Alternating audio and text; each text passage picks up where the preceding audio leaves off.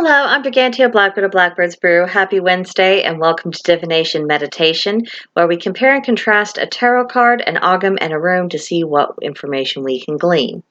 So we will begin with our tarot. This week we pulled the Seven of Wands. The wands are represented by the little mice, and if you'll notice, the cat's paw is behind that little cluster of mice on the shelf, and it's doing the traditional cat thing. It's and then fall, because that's what cats do. They like to knock things off of shelves and off of countertops, off of any kind of surface, as long as it goes plop on the floor. It's part of their nature. But the card itself represents strategic positioning, perseverance, and retaining control. Now, our Augment for this week is Tinne, represented by the holly tree, and it is about balance and retribution. And our rune for this week is Perth, but it's reversed. Let's see. There we are. Okay. I think we're good now. And it represents taking back control, assuming responsibility, and to keep in mind your perspective may not be matching objective reality and making the necessary adjustments in order to find your way forward. So the overall sense I'm getting from this particular reading is that there's a time for contemplation, and then there's a time to get things done. And this is a very firm indication that now is the time to get things done, to take a more practical, pragmatic approach to things in general. When you think about strategic positioning, the difference between strategy and tactics, from how I've heard it explained, is that tactics are essentially methods. They are a way to do a thing. But strategy takes the longer view about how do you do the things in pursuit of this larger overarching goal in order to achieve a specific result. And with regards to perseverance, this says the road won't necessarily be easy, but that doesn't mean that you stop walking the road. It doesn't mean you give up at the first sign of trouble. It means you have to continue carrying on. And when it comes to retaining control, I've discussed this a little bit in other videos. Essentially, the only thing we ever truly have control over, at least to an extent, is ourselves. Now, sometimes we do have poor self-control and things slip out, but cultivating greater self-control to where we own ourselves, we are the master of our own souls, and we are the ones who retain our agency, and we are the ones making decisions for ourselves, that puts us in a better position in life. Even if we are in a larger power structure, in which case we might be getting orders and be expected to carry them out, if we still retain that independence of mind, we are going to be in a much better position to help our allies and to be able to deal with our opponents. Now, with the Augment, we brought in the idea of balance and retribution. We know that in nature, when there is an imbalance in the environment, the consequence is a storm. And it's very true in human relations, whether we're talking on the smaller scale of our individual personal lives or larger world events. It means that there is something that is out of balance, and it's been out of balance long enough to create problems, and the old coping mechanisms no longer work, and now there is a storm. So bringing things back into balance, correcting what was going wrong, even the idea of retribution.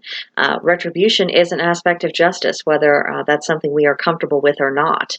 And that's another thing. Just because we're not comfortable with something doesn't mean that it isn't so. And I think it's time for our society as a whole to go through a mass maturation on that particular issue, because for too long we've been coddled. We've been reduced to an infant-like state of, oh, if there's anything that makes you sad or is unpleasant, or anything that falls short of lollipops and kittens and unicorns and rainbows, then somehow it's wrong and evil and shouldn't exist at all. It is time to leave behind childish things and childish ways of thinking. We need to take a reality that sometimes retribution, punishment, making sure that someone suffers ill effect for encroaching upon us or upon something that we care about, is going to be a necessary aspect of restoring balance. And now for our rune, which, sorry about the confusion with how it was positioned. I always get a little bit confused with the camera angles, so just bear with me, forgive me, but I want to really focus on its overall meaning about taking back control. That's bringing in that, again, that influence from the Seven of Wands, about knowing who is in charge, or at least of your own actions, and also assuming responsibility. Part of assuming responsibility is saying, okay, I'm not going to wallow in my grief and in my wounds for forevermore. Things happen. Some things were good, some of the things were bad, some of the things were indifferent, but I now own it, and I'm going, this is the way the board is positioned now, and I'm going to act accordingly. I can't keep looking back and thinking about what should have done, what I should have done, what others should have done, and who's to blame for what. Sometimes you just need to deal with what is in front of you in the here and now. And that's also where the need to keep in mind the difference between perspective and reality as well. Because sometimes our perspective can be flawed. Anything that is dependent on our own subjective impressions can be flawed, is prone to being flawed. So we have to have an awareness of this, not to the point where we lose confidence and we no longer have the capacity or the will to act, but rather as in the sense of having some humility, of saying, there could be more involved than what I'm seeing. Something could be more complicated. There might be something I haven't accounted for. There could be things I don't know about that could change the situation. So bearing that in mind is something that's probably going to be very, very useful to us in the coming years. So this is a more serious reading than we've had in some previous weeks, but I don't want it to be seen as a doom and gloom reading.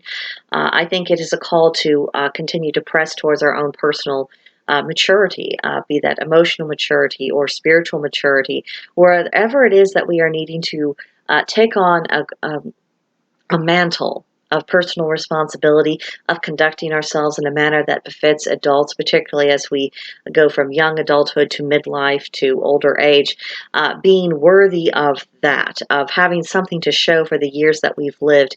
I think this could be very bracing for us in general, and I hope it will be received in that spirit. So if you have some thoughts on this reading or you would like to discuss it further, you're very welcome to do so either in the comments below or at Black Rose Brew on Discord. There's a link to join in the description box below. And as always, please like and subscribe to the channel, and I will see you in the next one. Bye.